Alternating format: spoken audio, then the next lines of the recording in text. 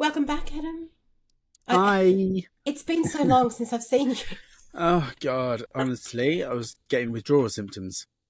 I felt that, and so here we are. Here we are. So, Adam, I take it you have heard the saying, treat others the way they want to be treated, surely. Yes, And I may have heard that. Yeah, once or twice. And I yeah. think a lot of us as kids got drummed into us, talk to others the way you'd want to be spoken to, all those sorts of things. However, here's the challenge. Here's the challenge I'm putting forward this week. What if we treat people the way they want to be treated? Now, at first blush, that seems a little, let's just call a spade. It seems a bit stupid. So what the fuck? What do you mean by that? How's that going to work? But how do you even start? Here's a couple of things I want to put forward as we unpack this, okay? The first one is, I don't think that saying means what people really think it means. Just run with me here. Roll with me. Ooh, you're going right up against it today. Yeah, I'm right in here today. I'm right in your grill.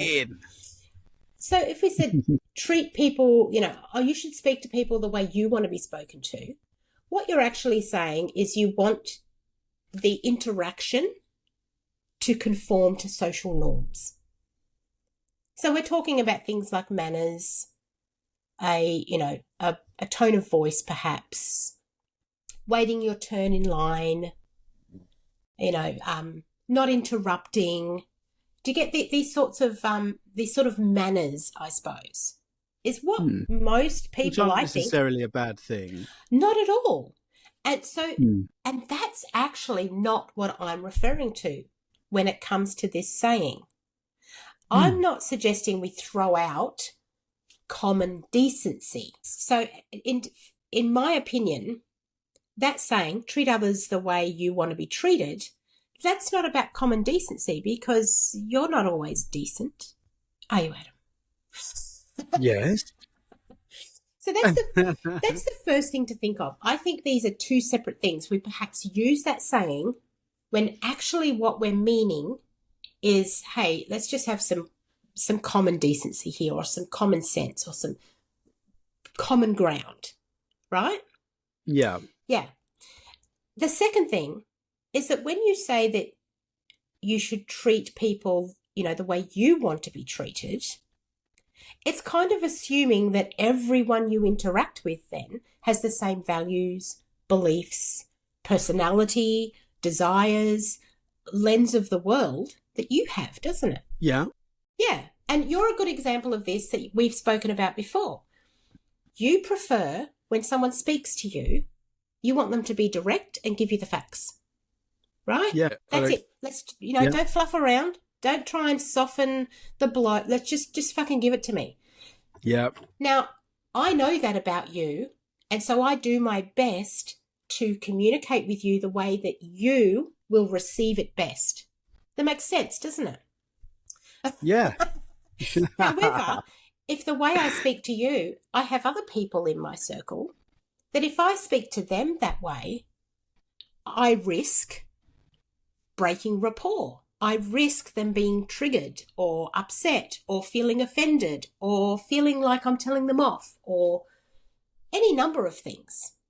And so it's up to me then to adjust and think, how is my message best going to be received by that person?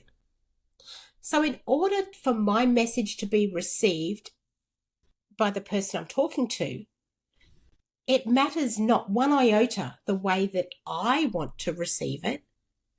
What matters is me adjusting to how they will best receive it. Yeah. So that's what I'm getting at. Becoming a skilled communicator. Because, I'm not actually sure. I didn't actually look up, and I haven't got my glasses on, so I can't see what I'm typing. But wonder how old that phrase is. Yeah. And like what the etymology, is that even the right word? What's the history of it? Well done. Because the that would have applied very nicely in a specific cultural scenario. When back when we had a class system and a this and a that and a blah blah blah. The world's a very different place now, isn't it? Yes. I mean, I think fundamentally it's good. It's not a bad baseline to be like, well, just be respectful, and because nobody wants to be treated badly. So that's really what that kind of originally means. But I think your take on it is a good one. I mean, it's the golden rule, isn't it? Treat others how you want to be treated. So the approach kind of emphasizes understanding and respecting their unique needs and preferences and perspectives, but it recognizes also having that mindset that everyone does have different backgrounds. Exactly, and that's like you're saying, communication styles, comfort zones we're dealing with, aren't we? So what feels respectful, like you're saying, to, or caring to one person isn't going to feel the same to the other. If you try and mollycoddle me, I'm like, oh, just do it. Stop, put the cotton wool away. But I don't need any of that bollocks. Exactly. Just hit me with, but it does it. I think so. We could call this the platinum rule, couldn't we? We could have the golden rule and the platinum rule. Well, I was saying though that the golden rule is really the wording is not entirely specific enough. It's the golden rule to actually go about your way in the world that most suits the common good. Yeah, but it's not the world we live in now. Yeah, well, that's what I mean. So treating others the way you want to be treated, it no longer applies. No. I guess it's, I mean, we touched on the E word a minute ago. I mean, this word, you've got to kind of, what's the word? It kind of cultivates, what's the word? Fosters. Right. Deeper empathy. Yes, exactly. Yeah? That's how you build empathy. Yeah, and more meaningful connections, I think. See, I think if we're focusing on how we like to communicate and how we want to see the world when we're communicating, that in itself is not empathy. Because when you're communicating with another person, when you're connecting with another person, at its core, empathy means to be seen, to be heard, and to have your needs met. It's to be understood, isn't it? And so we all want to be seen and heard.